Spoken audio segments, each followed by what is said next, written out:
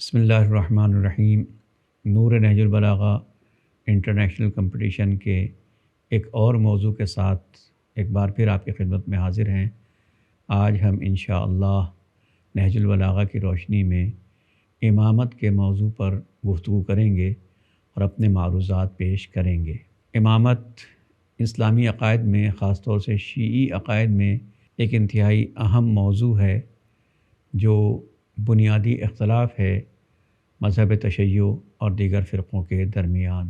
مذہب حقہ کے اعتبار سے مکتب اہل بیت کی نگاہ میں امامت نبوت کا ہی تسلسل ہے، اور جس طریقے سے پروردگار عالم نے اپنے لطف و کرم کی بنیاد پر بندوں کی ہدایت کے لیے نبوت کا سلسلہ قائم کیا، اسی لطف و کرم کی بنیاد پر سلسلہ نبوت کے بعد بھی ہدایت کے لیے ایک سلسلے کی ضرورت تھی، اس لیے کہ ہدایت کی ضرورت بہرحال باقی ہے۔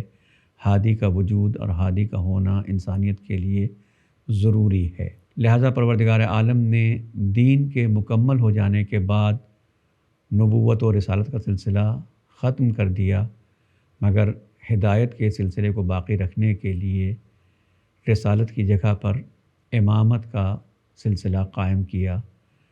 لہذا مذہب تشیع کی بنیاد پر، مکتب اہل بیت کی بنیاد پر امامت نبوت کا ہی تسلسل ہے۔ اسی کو مولا متقیان امیر المومنین حضرت علی بن ابی طالب نہج البلاغہ کے پہلے ہی خطبے میں، جہاں آپ نے جناب آدم کی خلقت کا تذکرہ فرمایا، اس کے بعد نسل آدم، ذریت آدم میں سلسلہ نبوت کا تذکرہ فرمایا، اور اس کے اختتامی مرحلے پر ختمی مرتبت حضرت محمد مصطفیٰ صلی اللہ علیہ وآلہ وسلم کی بعثت و رسالت کا تذکرہ فرماتے ہوئے آپ یہ ارشاد فرماتے ہیں، جب ان کی زندگی مکمل ہو گئی، اللہ نے نہایت احترام سے اپنی بارگاہ میں طلب کر لیا، وَخَلَّفَ فِيكُم مَا خَلَّفَتِ الْأَنبِيَاءُ فِي أُمَمِهَا وَخَلَّفَ فِيكُم مَا خَلَّفَتِ الْأَنبِيَاءُ فِي أُمَمِهَا إِذْ لَمْ يَتْرُكُوهُمْ حَمَلًا بغیر طریق واضح ولا علم قائم۔ پروردگار عالم نے اپنے آخری نبی کو اس دنیا سے اپنی بارگاہ میں طلب تو کر لیا، لیکن امت کے لیے ویسا ہی انتظام کر دیا جیسا کہ دیگر انبیاء نے کیا تھا۔ دیگر انبیاء کا انتظام کیا تھا کہ جس کے لیے انہوں نے اپنی قوم کو لاوارث نہیں چھوڑا تھا، جس کے لیے کوئی واضح راستہ اور محکم نشان نہ ہو۔ تو اگر گزشتہ انبیاء کی سیرت یہ ہے، ان کا طریقہ کار یہ ہے، ان کا معمول یہ ہے کہ وہ جانے سے پہلے اپنے بعد کے لیے انتظام کر کے جاتے ہیں، تو یہ کیسے ممکن تھا کہ جو سید المرسلین ہے، جو خاتم النبیین ہے، جو رحمت للعالمین ہے، جو قیامت تک کے لیے نبی ہے، جس کی نبوت کا سلسلہ قیامت تک جاری رہنے والا ہے، وہ اپنے بعد کوئی انتظام نہ کر کے جائے، کوئی واضح راستہ اور محکم نشانات نہ چھوڑ کر جائے۔ چنانچہ ختم مرتبت نے وہی سلسلہ قائم کیا اور اسی طریقہ کار کو اپنایا۔ امام فرماتے ہیں حکمت نمبر 252 میں، امام علی مقام ارشاد فرماتے ہیں، والامانۃ نظاما للامہ والطاعۃ تعظیما للامامہ۔ امامت کو ملت کی تنظیم کا وسیلہ قرار دیا گیا، اور پھر اطاعت کو عظمت امامت کی نشانی قرار دیا گیا۔ ان بیانات سے، ان ارشادات سے واضح ہوتا ہے کہ نبوت کے بعد بھی ہدایت کا سلسلہ، ہدایت کا کارواں رکا نہیں ہے، بلکہ امامت کی شکل میں یہ سلسلہ جاری و ساری ہے۔ چونکہ امامت نبوت کی جانشین ہے، انہی ذمہ داریوں کی حامل ہے کہ جو نبوت کی ذمہ داریاں ہیں، یعنی ہدایت، لہٰذا امام کے اندر بھی وہی کمالات، وہی صفات ہونا چاہیے کہ جو پیغمبر میں اور جو جانے والے رسول اور نبی میں ہیں۔ چنانچہ مولا متقیان امیر المومنین حضرت علی علیہ السلام نے قدم قدم کے اوپر نہج البلاغہ میں اطرت پیغمبر کا تعارف کرایا ہے، ان کے صفات و کمالات کو بیان کیا ہے۔ فرماتے ہیں کہ ہم موضع سرہ و لجأ امرہ و عیبۃ علمہ و موئل حکمہ و کہوف کتبہ و جبال دینہ۔ اطرت پیغمبر آل رسول یعنی سلسلہ امامت ائمہ اطہار، اس لیے کہ جتنے بھی ائمہ ہیں وہ سب کے سب ذریت پیغمبر میں ہیں۔ مولا کائنات ابن عم ہیں، چچا زاد بھائی ہیں، اور اس کے بعد آپ کی اولاد، آپ کے فرزند ہیں، اور 9 امام نسل ذریت امام حسین سے ہیں۔ تو جتنے بھی ائمہ ہیں ان کا تعلق آل رسول سے ہے۔ فرماتے ہیں کہ یہ لوگ راز الہی کی منزل، امر دین کا ملجا و ماوا ہیں، یہی علم خدا کے مرکز اور حکم خدا کی پناہ گاہ ہیں۔ کتابوں نے یہیں پناہ لی ہے اور دین کے یہی کوہ گراں ہیں۔ بہم اقام انحناء ظہرہ و اذہب ارتعاد فرائسہ، خداوند عالم نے انہی کے ذریعے دین کی پشت کی کجی سیدھی کی ہے اور انہی کے ذریعے اس کے جوڑ بند کے راشے کا علاج کیا ہے۔ زمین اگر قائم ہے، زمین میں اگر اعتدال باقی ہے اور اس کے اندر کوئی انحراف یا کجی نہیں ہونے پاتی ہے، اس کا ایک اہم سبب یہ بھاری بھرکم اور بلند و بالا پہاڑ ہیں، چٹانیں ہیں جو اپنی جگہ کے اوپر قائم ہیں، جن کی وجہ سے زمین کا اعتدال قائم ہے۔ جس طریقے سے زمین کا اعتدال پہاڑوں کی وجہ سے، بلند و بالا چوٹیوں کی وجہ سے ہے، اسی طریقے سے دین کے اندر بھی اگر کوئی کجی اور انحراف نہیں ہے تو اس کا سبب یہ آل پیغمبر ہیں، جن کے ذریعے پروردگار عالم اس کام کو انجام دیتا ہے۔ آپ فرماتے ہیں کہ لا یقاس بآل محمد من هذه الامہ احد، اس امت میں سے کسی کا قیاس آل محمد کے اوپر نہیں کیا جا سکتا ہے۔ ولا یسوی بہم من جرت نعمتہم علیہ ابدا، یاد رکھو ان لوگوں کو آل محمد کے برابر قرار نہیں دیا جا سکتا ہے جن پر ہمیشہ ان کی نعمتوں کا سلسلہ جاری رہا ہے۔ جو لوگ ریزہ خان آل محمد ہیں، جنہوں نے ہمیشہ آل محمد کے دسترخوان سے فیض حاصل کیا ہے، وہ آل محمد کے برابر نہیں ہو سکتے ہیں۔ ہم اساس الدین و عماد الیقین، آل محمد دین کی اساس اور یقین کا ستون ہیں، یہی مرکز اعتدال ہیں۔ الیہم یفی الغالی و بہم یلحق التالی، آگے بڑھ جانے والا پلٹ کر انہی کی طرف آتا ہے اور پیچھے رہ جانے والا بھی انہی کی طرف آ کر ملتا ہے۔ جو کام حضرت نے غدیر خم کے میدان میں عملی طور پر کیا تھا کہ جب آپ نے نبوت کے بعد امامت اور اپنی جانشینی کا اعلان فرمایا تھا اور قافلہ ایک جگہ غدیر خم کے مقام پر ٹھہرا، تو آپ نے فرمایا کہ جو لوگ آگے چلے گئے ہیں انہیں واپس بلایا جائے، جو پیچھے رہ گئے ہیں ان کا انتظار کیا جائے۔ دراصل یہ عملی نمونہ تھا، عملی تربیت تھی کہ علی اور اولاد علی کے لیے، آل محمد کے لیے یہ مرکزیت ہے، یہی معیار ہیں، نہ ان سے آگے بڑھنا درست ہے نہ ان سے پیچھے رہ جانا درست ہے، بلکہ ان کے ساتھ ملحق رہنا ہی نجات کا ضامن ہے۔ وَلَهُمْ خَصَائِصُ حَقِّ الْوِلَایَةِ فِیہِمُ الْوَصِیَّةُ وَالْوَرَاثَةُ، ان کے پاس حق ولایت کے خصوصیات ہیں، انہی کے درمیان پیغمبر کی وصیت اور ان کی وراثت ہے۔ یعنی امام بتانا چاہتے ہیں، مولا کائنات ارشاد فرما رہے ہیں کہ امامت زور زبردستی کا نام نہیں ہے، بیعت لے لینے کا نام نہیں ہے، شورا کے ذریعے منتخب ہو جانے کا نام نہیں ہے، بلکہ بیعت ایک الہی منصب ہے جسے خدا عطا کرے، جس کا اعلان پیغمبر کرے، جو منصوص من اللہ ہوتا ہے، نبی کے ذریعے جس کے نام نامی کا اعلان کیا جاتا ہے، جس کے بارے میں وصیت کی جاتی ہے۔ جو وارث پیغمبر ہے وہ امام کہلانے کا حقدار ہے۔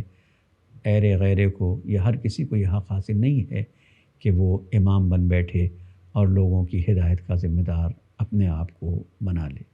دوسرے مقام پر آپ امامت کے، آل محمد کے علوم و معارف الہی کے وارث ہونے، علم کا خزانہ اور مفسر قرآن ہونے کو بیان فرماتے ہیں۔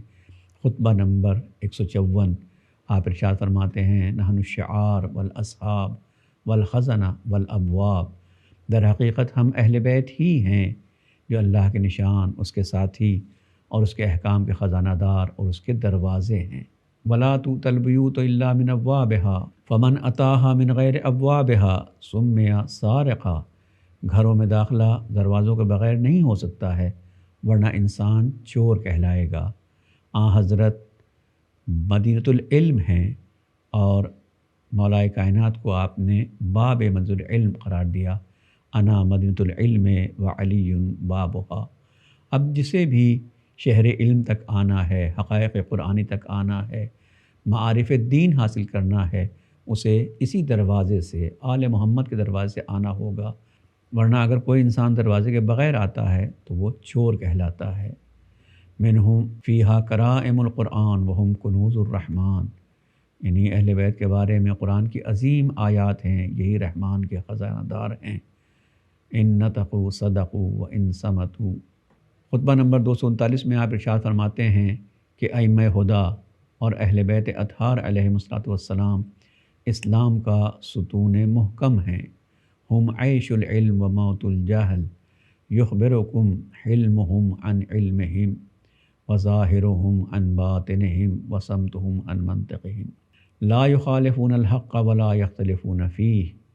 یہ لوگ نہ حق کی مخالفت کرتے ہیں، نہ حق کے بارے میں کوئی اختلاف کرتے ہیں۔ ہم دعائم الاسلام، یہ اسلام کے ستون ہیں، وہ حفاظت کے مراکز ہیں۔ بہم عاد الحق الی نصابہ وانزاح الباطل عن مقامہ۔ انہی کے ذریعے سے حق اپنے مرکز کی طرف واپس آیا ہے اور باطل اپنی جگہ سے اکھڑ گیا ہے۔ ایک بہترین جملہ، ایک فصاحت و بلاغت سے مملو، انتہائی مختصر الفاظ میں معانی و مطالب بے شمار، مختصر سے الفاظ میں بے شمار معانی و مطالب کا حامل جملہ آپ نے فرمایا، عقل الدین عقل وعایت و رعایہ لا عقل سماع و روایہ۔ یہ اہل بیت وہ ہیں، یہ ائمہ خدا وہ ہیں جنہوں نے دین کو اس طرح پہچانا ہے جو سمجھ اور نگرانی کا، جس کی رعایت کا نتیجہ ہے، صرف سننے اور روایت کا نتیجہ نہیں ہے۔ اس لیے کہ علم کی روایت کرنے والے بہت ہیں، سن کر بیان کر دینے والے تو بہت ہیں، مگر علم کا لحاظ رکھنے والے، اس پر عمل کرنے والے بہت کم ہیں۔ اہل بیت اطہار ہی کو نہج البلاغہ میں مرکز قرار دیا گیا ہے اور چراغ ہدایت قرار دیا گیا ہے، اور جگہ جگہ کے اوپر آپ نے لوگوں کی ملامت کی ہے، انہیں ٹوکا ہے، انہیں سمجھایا ہے کہ اہل بیت کے ہوتے ہوئے تم کہاں جا رہے ہو، کیوں بھٹک رہے ہو، دنیا تمہیں بھٹکا رہی ہے اور تم بھٹکتے چلے جا رہے ہو۔ خطبہ نمبر 87 میں چراغ ہدایت کے عنوان سے اہل بیت کو چراغ ہدایت قرار دیا گیا۔ تم لوگ آخر کدھر جا رہے ہو، تمہیں کس سمت موڑا جا رہا ہے، جبکہ نشانات قائم ہیں، آیات واضح ہیں، منارے نصب ہو چکے ہیں، تمہیں بھٹکایا جا رہا ہے اور تم بھٹکے جا رہے ہو۔ دیکھو تمہارے درمیان نبی کی اطرت موجود ہے۔ یہ سب حق کے زمامدار، دین کے پرچم اور صداقت کے ترجمان ہیں۔ ان کے پاس اس طرح وارد ہو جس طرح پیاسے اونٹ چشمے پر وارد ہوتے ہیں۔ یہ اہل بیت اطہار کے ائمہ خدا کے فضائل و کمالات جو نہج بلاغہ میں ہیں، اور اسی کے ساتھ ساتھ آپ نے اہل بیت کی تنہائی، امامت کی تنہائی اور مظلومیت کا تذکرہ بھی کیا ہے۔ یہ حقیقت ہے، اتنے زیادہ فضائل و کمالات کے مالک ہونے کے باوجود کسی بھی دور میں ائمہ خدا علیہم السلام کی وہ قدر نہیں ہوئی جو ہونا چاہیے تھا، وہ مقام و منزلت انہیں حاصل نہیں ہوا جس کے وہ حقدار تھے، بلکہ تاریخ گواہ ہے کہ ائمہ خدا ہمیشہ تنہائی اور مظلومیت میں مبتلا رہے ہیں۔ اے لوگو، ان سواریوں کی باغ دور اتار کر پھینک دو جن کی پشت پر تمہارے ہی ہاتھوں کا بوجھ ہے، اور اپنے حاکم سے اختلاف نہ کرو کہ بعد میں کیے پر پچھتانا پڑے۔ وہ آگ کے شعلے جو تمہارے سامنے ہیں ان میں کود نہ پڑو، ان کی راہ سے الگ ہو کر چلو اور راستوں کو ان کے لیے خالی کر دو کہ میرے جان کی قسم اس فتنے کی آگ میں مومن ہلاک ہو جائے گا اور غیر مسلم محفوظ رہے گا۔ پھر امام فرماتے ہیں، انما مثلی بینکم کمثل السراج فی الظلمہ، میری مثال تمہارے درمیان اندھیرے میں چراغ جیسی ہے کہ جو اس چراغ کے نزدیک آ جائے، اس میں داخل ہو جائے، وہ روشنی حاصل کر لے گا۔ لہٰذا خدا را میری بات سنو اور سمجھو، اپنے دلوں کے کانوں کو میری طرف مصروف کرو تاکہ بات سمجھ سکو۔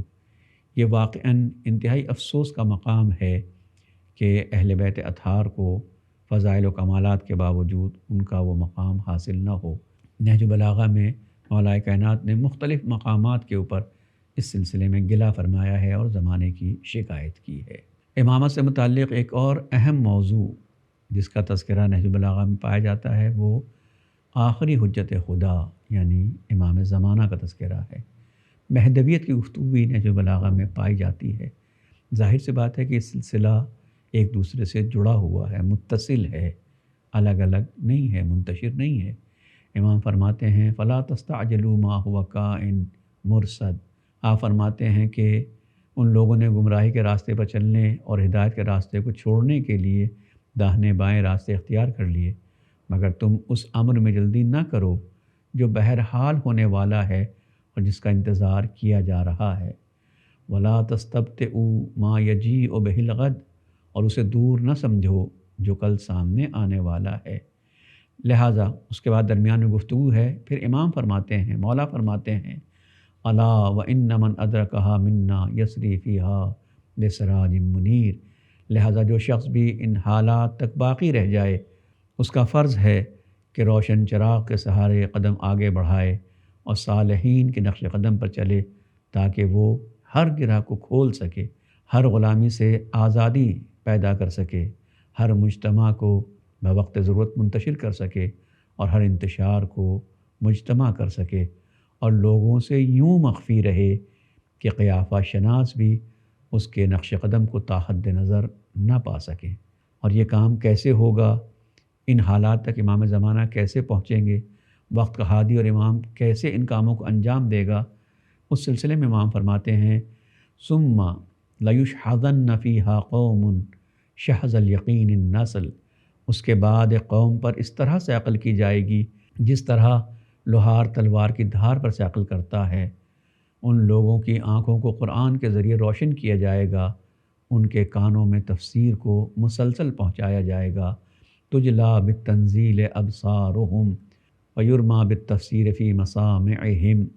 ان لوگوں کی آنکھوں کو قرآن کے ذریعے روشن کیا جائے گا اور ان کے کانوں میں تفسیر کو مسلسل پہنچایا جائے گا، اور انہیں صبح و شام حکمت کے جاموں سے سیراب کیا جائے گا۔ یہ کام ایک قوم کے ذریعے کچھ افراد نیک، صالح، متقی ایسے ہوں گے کہ جو واقعاً اپنے آپ کو اس لائق بنا لیں گے قرآن و اطرت کی پیروی کرتے ہوئے کہ جو امام زمانہ کا ساتھ دے سکیں۔ وہ دور کیسا ہوگا؟ امام کے ظہور کے بعد حالات کیا ہوں گے؟ خطبہ نمبر 138 میں اس کی طرف اشارہ موجود ہے کہ یعطف الہویٰ علی الہدیٰ اذ عطف الہدیٰ علی الہویٰ۔ وہ بندہ خدا خواہشات کو ہدایت کی طرف موڑ دے گا جب لوگ ہدایت کو خواہشات کی طرف موڑ رہے ہوں گے۔ وہ رائے کو قرآن کی طرف جھکا دے گا جب لوگ قرآن کو رائے کی طرف جھکا رہے ہوں گے۔ یعنی ظہور سے قبل جو حالات ہوں گے اس میں قرآن کی من مانی تفسیر کی جا رہی ہوگی، تفسیر بالرائے عام ہوگی، قرآن کا مطلب اپنے اعتبار سے اخذ کیا جا رہا ہوگا، لوگ ہدایت کے بجائے خواہشات کی پیروی کر رہے ہوں گے۔ یہ حالات ہیں اور امام ان کو بیان فرما رہے ہیں۔ فرماتے ہیں الا وفی غدن وسیأتی غد بما لا تعرفون۔ بہت جلد وہ حالات لے کر آنے والا ہے جس کا تمہیں اندازہ نہیں ہے۔ جب وہ آئے گا تو زمین تمام جگر کے ٹکڑوں کو نکال دے گی، پھر وہ تمہیں دکھلائے گا کہ عادلانہ سیرت کیا ہوتی ہے اور مردہ کتاب و سنت کو کس طرح زندہ کیا جاتا ہے۔ یقیناً امام برحق کی موجودگی میں ہی یہ کام انجام پا سکتا ہے۔ امیر المومنین نے ان باتوں کے علاوہ جو فقط ایک اشارہ ہے، ہماری کوشش ہونا چاہیے کہ ہم کم از کم اسی بہانے نہج البلاغہ کے ان خطبوں کو پڑھیں، ان مقامات کو دیکھیں جہاں آپ نے امامت کے بارے میں گفتگو کی ہے، اپنے ان کمالات، اہل بیت اطہار کے ان کمالات اور ان خوبیوں کو بیان کرنے کے علاوہ آپ نے اپنی عملی سیرت کا بھی تذکرہ نہج البلاغہ میں فرمایا ہے اور اپنے چاہنے والوں سے مدد طلب کی ہے۔ عثمان ابن حنیف کے نام جو آپ نے خط لکھا ہے، جو کہ خط مکتوب نمبر 45 ہے، اس میں آپ فرماتے ہیں کیا میرا نفس اس بات سے مطمئن ہو سکتا ہے کہ مجھے امیر المومنین کہا جائے اور میں زمانے کے ناخوشگوار حالات میں مومنین کا شریک حال نہ بنوں اور معمولی غذا کے استعمال میں ان کے واسطے نمونے پیش نہ کر سکوں۔ میں اس لیے تو پیدا نہیں کیا گیا ہوں کہ مجھے بہترین غذاؤں کا کھانا مشغول کر لے اور میں جانوروں کے مانند ہو جاؤں کہ بندے ہوتے ہیں تو ان کا کل مقصد چارہ ہوتا ہے، اور آزاد ہوتے ہیں تو کل مشغلہ ادھر ادھر چرنا ہوتا ہے، جہاں گھاس پھوس سے اپنا پیٹ بھر لیتے ہیں۔ انہیں اس بات کی فکر نہیں ہوتی ہے کہ ان کا مقصد کیا ہے۔ اس کے بعد آپ فرماتے ہیں یاد رکھو الا وان لکل مأموم اماما یقتدی بہ ویستضیء بنور علمہ، یاد رکھو کہ ہر معموم کا ایک امام ہوتا ہے جس کی وہ اقتدا کرتا ہے اور اسی کے نور علم سے کسب ضیاء کرتا ہے، اور تمہارے امام نے تو اس دنیا میں سے صرف 2 بوسیدہ کپڑوں اور 2 روٹیوں پر گزارا کیا ہے۔ مجھے معلوم ہے کہ تم لوگ ایسا نہیں کر سکتے ہو، لیکن کم از کم اپنے تقوی اور پاکیزگی کے ذریعے کوشش، عفت اور سلامت روی کے ذریعے میری مدد کرو۔ مولا کائنات کی تعلیمات اور آپ کی عملی زندگی بہترین نمونہ ہے۔ انسان اگر اس پر غور کرے، اسے اپنائے اور آپ کے نقش قدم پر چلنے کی کوشش کرے تو وہ خود بھی بہترین انسان بن سکتا ہے، تو وہ خود بھی نجات یافتہ بن سکتا ہے۔ خداوند عالم کی بارگاہ میں دعا ہے کہ پروردگار ہمیں توفیق عطا فرمائے کہ ہم مولا متقیان کے دہن اقدس سے نکلے ہوئے ان کلمات کو پڑھیں، ان پر غور کریں اور اس کے مطابق زندگی گزارنے کی کوشش کریں۔ والسلام علیکم ورحمۃ اللہ وبرکاتہ۔